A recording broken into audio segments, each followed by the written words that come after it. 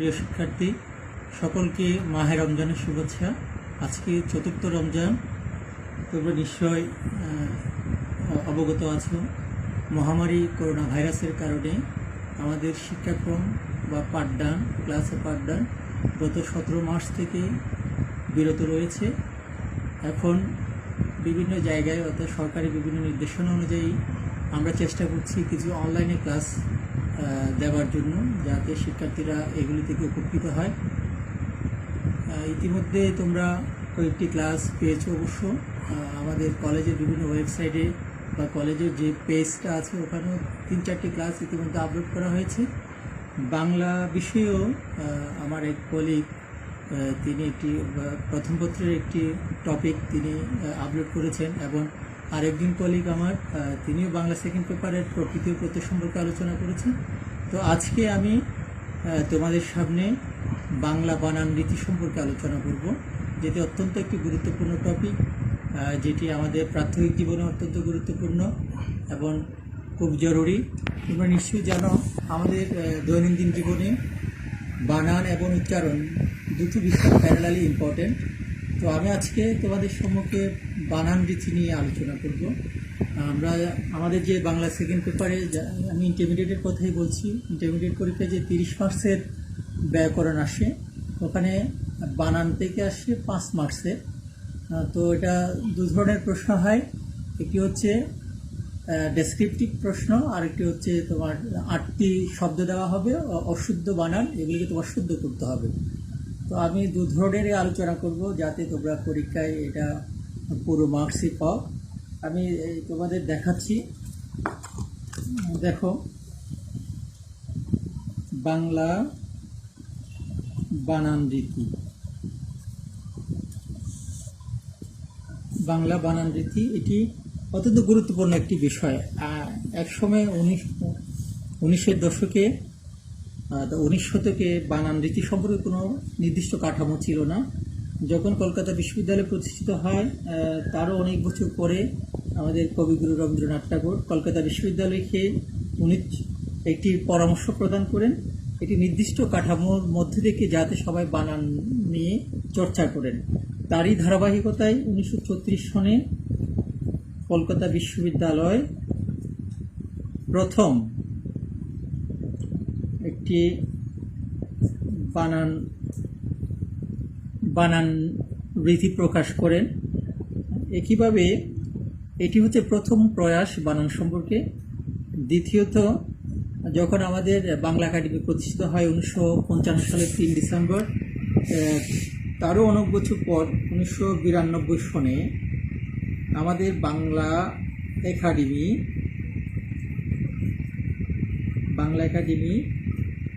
একটি বানানের কাঠামো তারা প্রকাশ করেন, যেটি আমাদের এনসিটিভি এবং আমাদের বিভিন্ন মিডিয়ায় এই বাংলা একাডেমির বানান রীতিকে অনুসরণ করে। এবং কিছু কিছু ক্ষেত্রে দেখা যায় আমাদের বিভিন্ন বিজ্ঞপ্তি ফলক, নাম ফলক, ব্যানার, ফেস্টুন, প্লেকার্ড, বিভিন্ন জায়গায় এখনও অসংখ্য অহরহ আমরা কি দেখি, ভুল বানান দেখি।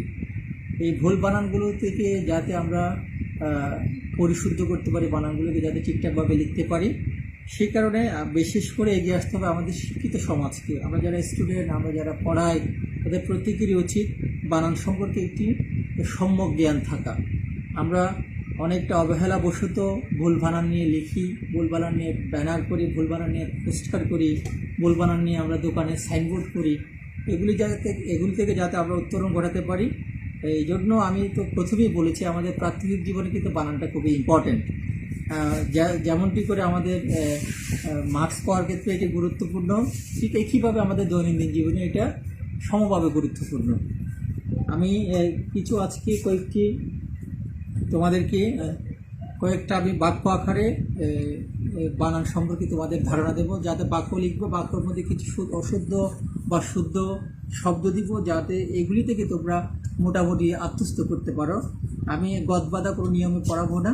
আমরা জানি বাংলা একাডেমির যে বানান রীতি আছে সেখানে দেওয়া আছে তৎসম এবং অতৎসমের ক্ষেত্রে কোন ধরনের বানান প্রযোজ্য হবে, এটি আমি বলছি না। বানানের যে নিয়মগুলি আছে এটি এখানে আমি যখন বাক্য আকারে কয়েকটা বাক্য আকারে যখন আমি আলোচনা করব, সেটি অটোমেটিক্যালি ওখান থেকে চলে আসবে। তা সেক্ষেত্রে তোমাদের দুটো সুবিধা হবে, একটু হচ্ছে বানানের নিয়মগুলো সম্পর্কে ধারণা পাবে এবং কী কী শব্দগুলো কোন কোন জায়গায় ভুল হয় সেটাও তোমরা বুঝতে পারবে। আমি একটি প্রথমে বাক্য দিচ্ছি, 1 নম্বর বাক্য। এদিকে রবীন্দ্রনাথ 1913 সনে নোবেল পুরস্কার পাওয়ার পর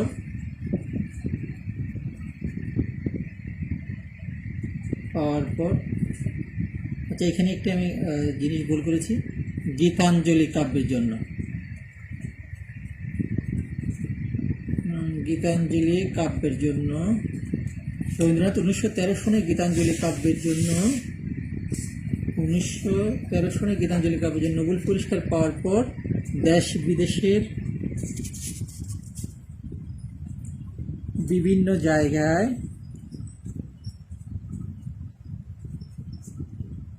শ্রদ্ধাঞ্জলি,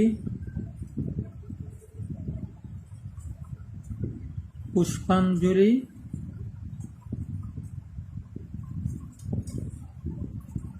ও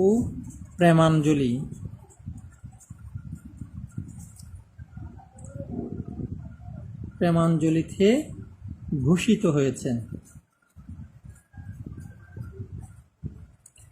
এখানে তোমরা লক্ষ্য করছো আমি 4টা শব্দ দিয়েছি, একটা হচ্ছে গীতাঞ্জলি, আরেকটা হচ্ছে শ্রদ্ধাঞ্জলি, আরেকটা হচ্ছে পুষ্পাঞ্জলি, আর একটা প্রেমাঞ্জলি।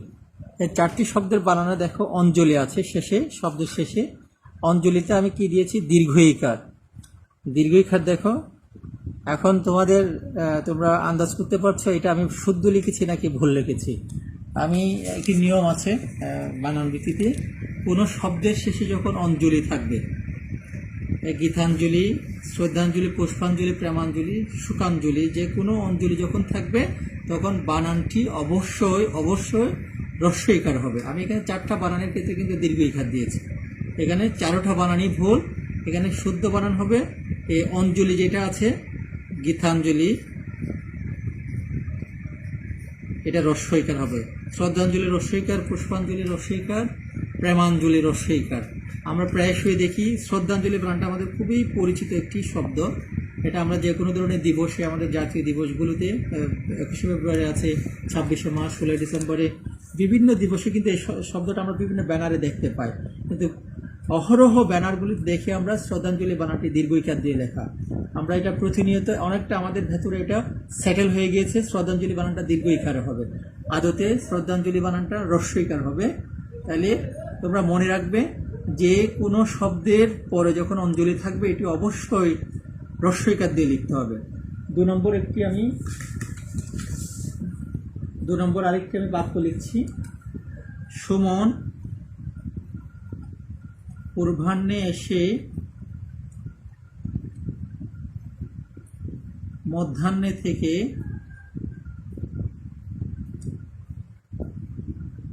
অপরাহ্নের পর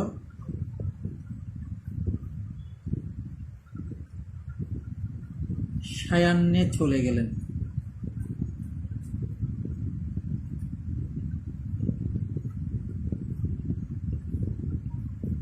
এখানে আমি 4টি শব্দ লিখেছি, একটা পূর্বাহ্নে, আর একটা মধ্যাহ্নে, আর একটা হচ্ছে অপরাহ্নে, আর একটা সায়াহ্নে। 4টি শব্দের বানান তোমরা নিশ্চয়ই, এখানে 2টো শব্দ তোমাদের কাছে খুব পরিচিত, মধ্যাহ্ন এবং অপরাহ্ন। পূর্বাহ্ন এবং সায়াহ্ন শব্দ দুটি তোমাদের কাছে কম পরিচিত হতে পারে। এখন এই 4টি বানান ঠিক আছে কিনা, এখানে 2টো জিনিস খেয়াল করো তোমরা। আমি লিখেছি, একটা হচ্ছে হয় ন, আর হচ্ছে হয়ের নিচে ন। এটাকে যদি যুক্তবর্ণ তোমরা ভাগো, একটা হ যোগ দন্থন্য, আরটা হচ্ছে হ যোগ মূর্ধন্য। এখন যে 4টি শব্দ লিখেছি আমি, পূর্বাহ্নে, মধ্যাহ্নে, অপরাহ্নে, সায়াহ্নে। পূর্বাহ্ন মানে হচ্ছে সকালবেলা, ভোরবেলা একেবারে, মধ্যাহ্ন দুপুরবেলা, অপরাহ্ন বিকেলবেলা, সায়াহ্ন সন্ধ্যাবেলা। এই 4টি শব্দে যে হ যোগ দন্থন্য, আরটা হচ্ছে হ যোগ মূর্ধন্য, এই জিনিসটা তোমরা খেয়াল করো একটু। পূর্বাহ্ন অবশ্যই হয়ের নিচে মূর্ধন্য হবে, আর মধ্যাহ্নে হয়ের নিচে দন্থন্য, অপরাহ্ন হয় নিচে মূর্ধন্য, সায়াহ্নে হয় নিচে দন্তন্য। এটি খেয়াল করতে যুক্ত বর্ণগুলো চিনলে তোমাদের বানান চারটা ভুল হওয়ার কথা না। এরপরে 3 নম্বর, আমি 3 নম্বর আরেকটা বাক্য লিখছি। রনি, রনি সস্ত্রীক ঢাকার উত্তরায় বসবাস করেন। আমি এই জিনিসটি এই জন্য দিয়েছি, এখানে সস্ত্রীক, স দেখো, এর নিচে ব ফলা আছে, একটু দুটো স লেখা যায়, একটা হচ্ছে স এর নিচে ব ফলা, আর এটা হচ্ছে শুধু দন্তস্ব।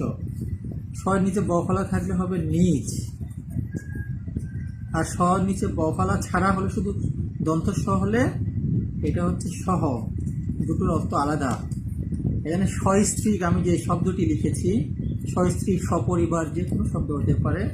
এখানে স এর নিচে ব ফলাটা হবে না, নিজ স্ত্রী সহ ঢাকার উত্তরে বসবাস করেন লেখার দরকার নেই। সে লিখছে রনি স্ত্রী সহ ঢাকার উত্তরে বসবাস করেন, অর্থাৎ স এর নিচে ব ফলা দিলেই এটা ভুল হবে। আমরা প্রায়শই দেখি যখন আমাদের কোনো ইনভাইটেশন কার্ড হয় বিয়ের, তখন আমরা লিখি আপনি সপরিবারে আমন্ত্রিত। তো সপরিবারে লেখা আমাদের সবসময় লেখা থেকে আমরা স এর নিচে একটা ব ফলা থাকে, এটা আমরা প্রায়শই ভুল করে থাকি, প্রায় ইনভাইটেশন কার্ডে ভুল থাকে। কিন্তু স এর নিচে ব ফলাটা দেওয়াটাই কিন্তু ডাহা ভুল, এটা আমাদের দেওয়া ঠিক নয় এবং এটা আমরা ভুল করি প্রায়শই। এখন আমরা স এর নিচে ব ফলা দিব না, কিন্তু হবে সপরিবার, পরিবার সহ আমন্ত্রিত। আপনি নিজ পরিবার আমন্ত্রিত লিখবার দরকার নেই। তোমরা নিশ্চয়ই বুঝতে পারছো আমি বাক্য দেওয়ার সাথে সাথে কি বানানগুলো ঠিক করবার চেষ্টা করছি। আরেকটি বাক্য দিচ্ছি আমি তোমাদের সামনে। প্রধানমন্ত্রী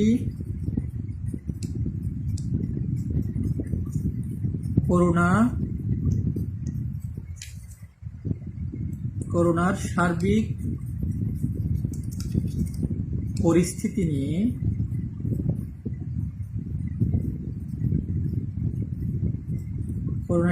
পরিস্থিতি নিয়ে জাতির উদ্দেশ্যে ভাষণ প্রদান করে গণভবনের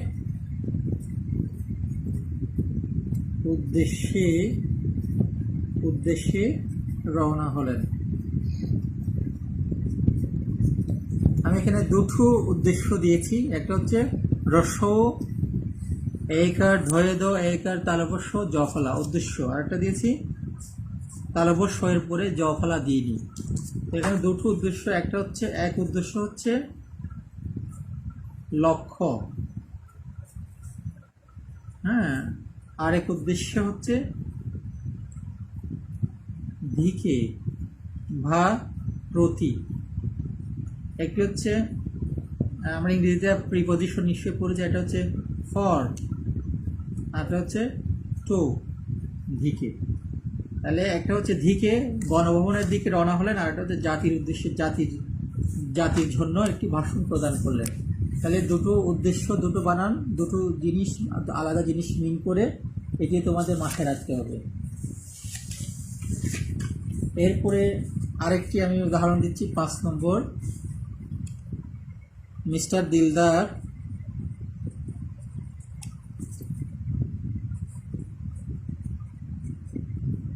মাস্টার মশাইয়ের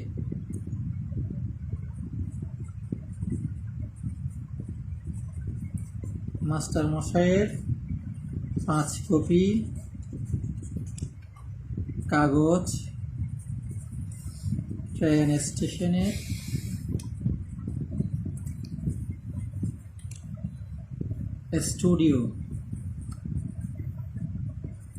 স্টুডিওর পাশের দোকানে পাশের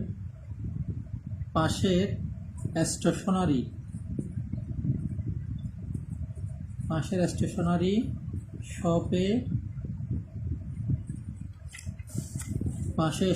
শপে ফটোস্টেট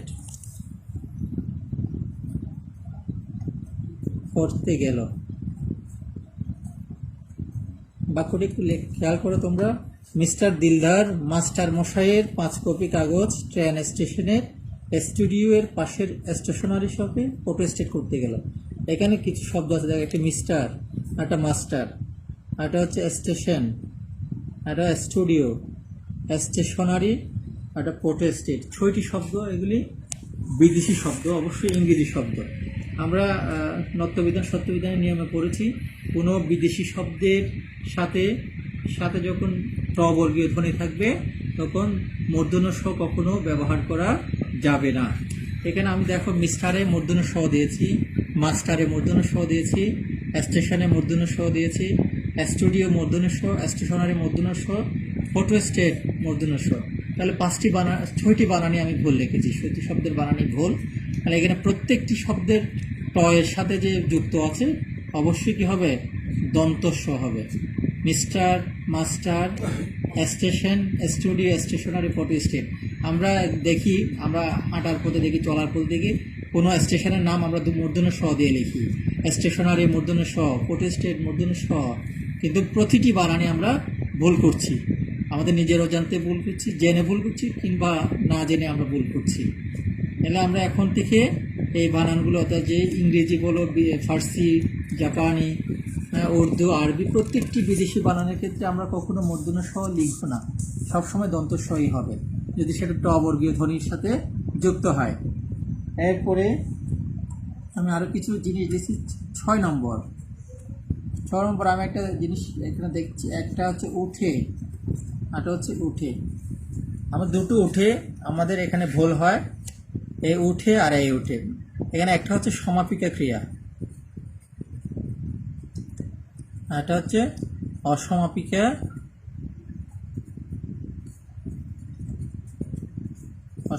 ক্রিয়া। আমি যদি সে ঘুম থেকে উঠে, তাহলে কোন উঠে হবে?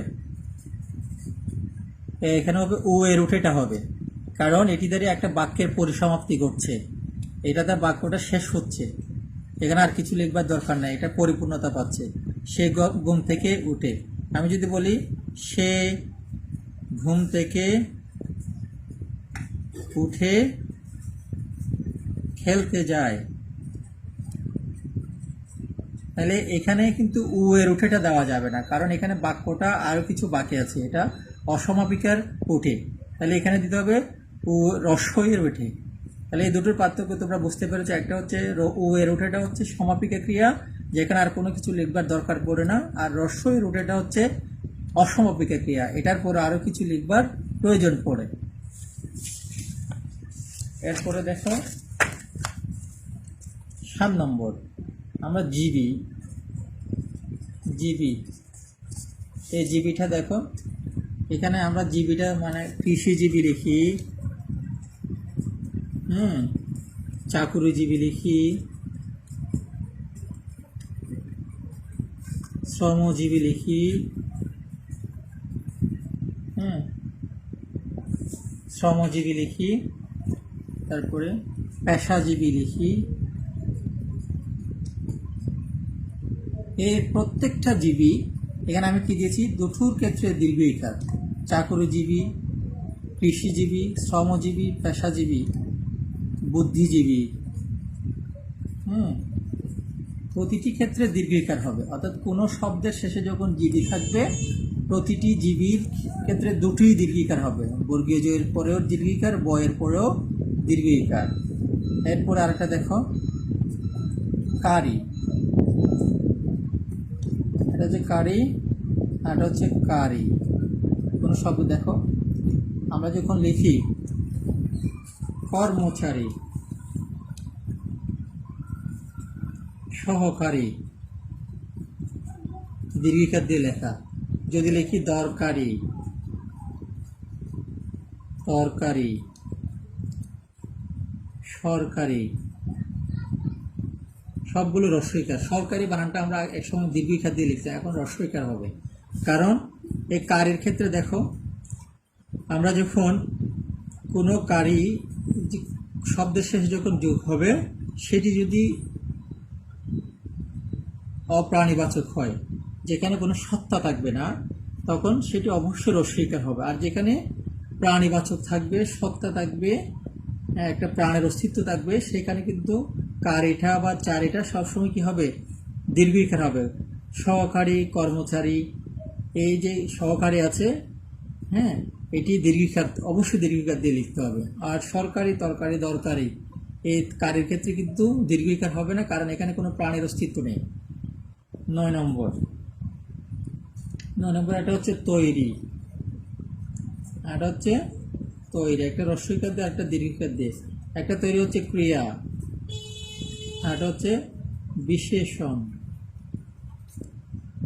আমি একটি বাড়ি তৈরি করি, বাড়ি তৈরি করি, এই তৈরিটা হচ্ছে ক্রিয়া। আমি একটি তৈরি বাড়ি কিনেছি,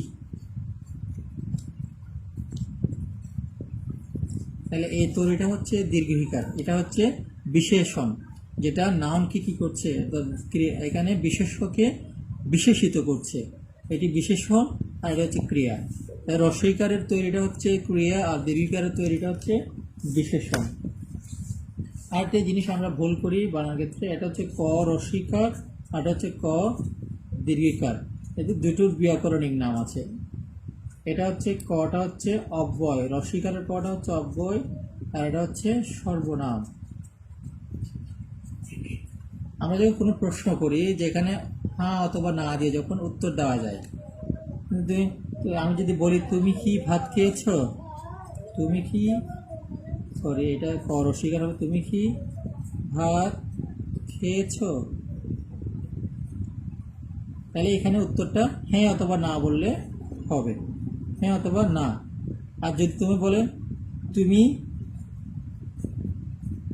কি দিয়ে ভাত খেয়েছো, কি দিয়ে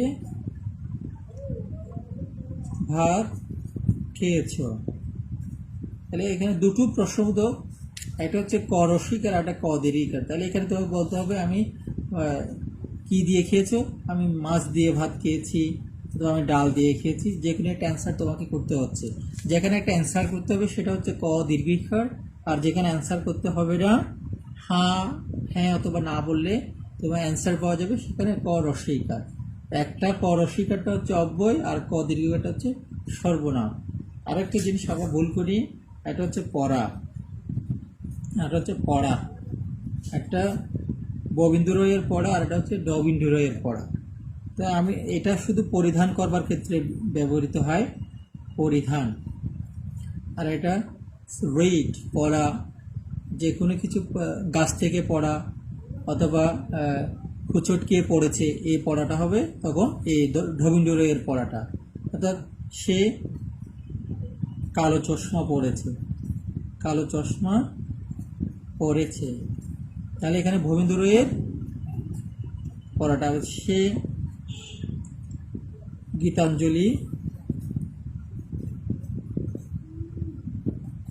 গীতাঞ্জলি কাব্য পড়ছে, তাহলে এখানে রবীন্দ্রের পড়া। তাহলে তোমাদের ক্লিয়ার হয়েছে পড়া এবং পড়া, ক রস্বইকার ক দীর্ঘিকার, তৈরি, এই জিনিসগুলো তোমাদের ইতিমধ্যে ক্লিয়ার হয়েছে। তা আমি বেশ কিছু জিনিস তোমাদের সামনে আলোচনা করেছি যেগুলো তোমাদের খুব কাজ দেবে দৈনন্দিন জীবনে, এটা খুবই দরকারি জিনিস। এবং যে ইন্টারমিডিয়েট পরীক্ষায় কিছু কিছু শব্দ প্রায়শই দেখা যায়, আমরা দেখি যে শব্দগুলো পরীক্ষায় দেখা যায়, মিনিমাম বিভিন্ন বোর্ডে এসছে, বিভিন্ন জায়গায় প্রিভিয়াস কোয়েশ্চেন শব্দগুলো, বানানগুলো, এগুলি তোমরা বেশি বেশি এক্সারসাইজ করবে। আমি কয়েকটি শব্দ এখানে বলছি যেগুলি সাধারণত পরীক্ষায় বেশিরভাগ ক্ষেত্রে দেখা যায়। যেমন একটা মোমর্ষ, এটি প্রায় সময় পরীক্ষায় দেখা যায়। মুহুর্মুহু, আমি কয়েকটা শব্দ তোমাদেরকে দিচ্ছি এখানে। মুহুর্মুহু, এখানে মোমর্ষর ক্ষেত্রে দীর্ঘিকার একটা মাঝখানে আর দুটো হচ্ছে রস্বইকার, আর এখানে মুহুর্মুহুর চারটায় রস্বইকার, এখানে শেষে একটা র্যাপ হবে এই মোমর্ষ। এবং আরেকটি শব্দ দেখা যায় ইতিমধ্যে, আরটা হচ্ছে ইতপূর্বে, এগুলো দেখা যায়। আর চারটে শব্দ দেখা দেখো, শারীরিক, মরীচিকা, পিপীলিকা, বিভীষিকা, বিভীষিকা। এই 4টি শব্দ। এখানে দেখো এই 4টি শব্দের প্রথমে হচ্ছে দীর্ঘিকার, এরপরে হচ্ছে কি হ্রস্বইকার। আরেকটি আছে নিশিতিনি, নিশিতিনি। এই 5টি শব্দ। হ্যাঁ, এগুলি প্রায় সব পরীক্ষায় দেখা যায়। এরপরে আরেকটা দেখা যায়, দেখো জ্যৈষ্ঠ, জফলা জ্যৈষ্ঠ, এখানে হচ্ছে বড়, সিনিয়র এল্ডার। আর এটা যদি এখানে ওইকার দিই, হ্যাঁ, এটা হচ্ছে জ্যৈষ্ঠ মাস বিশেষ, এটা আমাদের বাংলা মাসে পড়ে। এরপরে দেখো আমরা ভুল করি, দেখো ভুল বানানটা আমাদের ভুল হয়ে যায়। ভুলটা হচ্ছে আমাদের দীর্ঘকার দিয়ে লিখে এটা হ্রস্বকার হবে দূষণ, দীর্ঘকার দিয়ে হবে দূষণ। এরপর আকাঙ্ক্ষা, এগুলি প্রায় যে পরীক্ষাগুলিতে আসে। আকাঙ্ক্ষা, উদীচি, দুটোই দীর্ঘিকার, উদীচি। হ্যাঁ, ভালমিকি, ভালমিকি হ্রস্বইকার। হ্যাঁ, উত্তপ্ত, উত্তপ্ত, জ কফলা, উত্তপ্ত। এরপরে কৌতূহল, দীর্ঘকার হ, কৌতূহল। বানানগুলো দেখো তোমরা, এগুলো যে পরীক্ষায় দেখা যায়। এরপর এটা হচ্ছে গোধূলি, গোধূলি। এরপরে উচ্চস্বরে,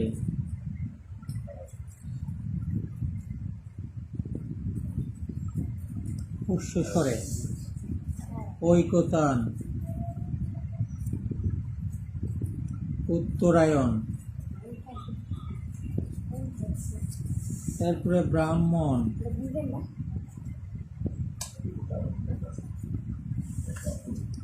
এরপরে ভ্রাতৃগণ, ভ্রাতাগণ হবে না, ভ্রাতৃগণ হবে। বিদুষী, বিদুষী। মনকষ্ট, চিরস্বেত,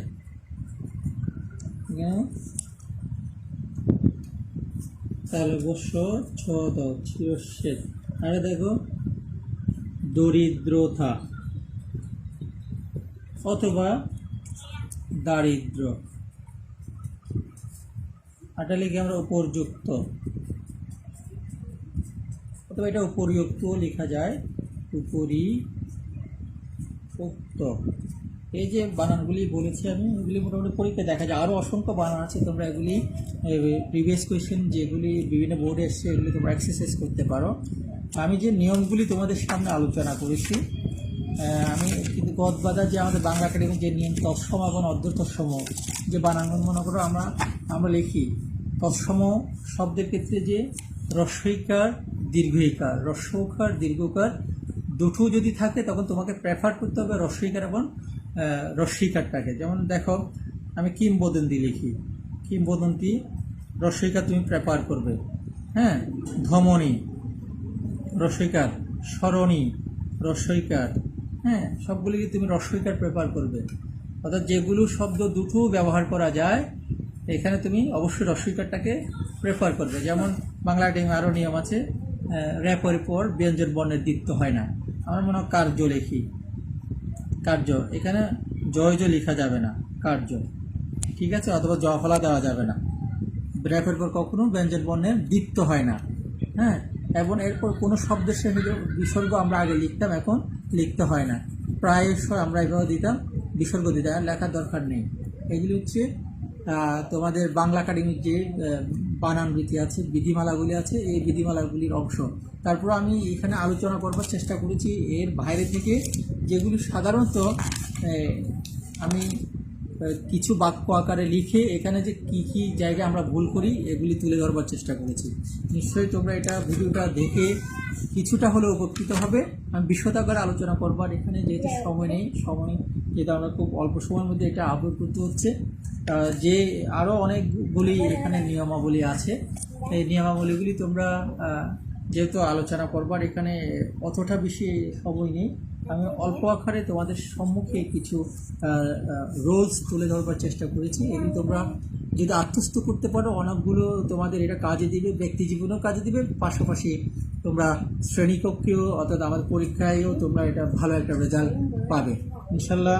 তোমরা এটা ভালোভাবে অনুধাবন করে পরীক্ষার খাতায় বা ব্যক্তি জীবনে ইমপ্লিমেন্ট করতে পারবে, এই আশাটুকু রাখছি। সবাইকে আবারও শুভেচ্ছা। আমার ভিডিওটি দেখবার জন্য অসংখ্য ধন্যবাদ জানাচ্ছি তোমাদেরকে। এবং আমি তোমাদের রিকোয়েস্ট করব, আমাদের সরকারের যে করোনা পরিস্থিতি সম্পর্কে যে বিধিমালাগুলি বা নিয়মাবলীগুলি আমাদের বিভিন্ন মিডিয়ায় প্রচার করছে, তোমরা নিশ্চয়ই এগুলো মেনে চলবে, নিরাপদে থাকবে, সুস্থ থাকবে। তোমরা ঘরে বসে স্রষ্টাকে ডাকো, স্রষ্টার প্রতি আরাধনা করো এবং স্টাডি করো, এই আশাটুকু রেখে আমি এখানে শেষ করছি। সকলকে ধন্যবাদ।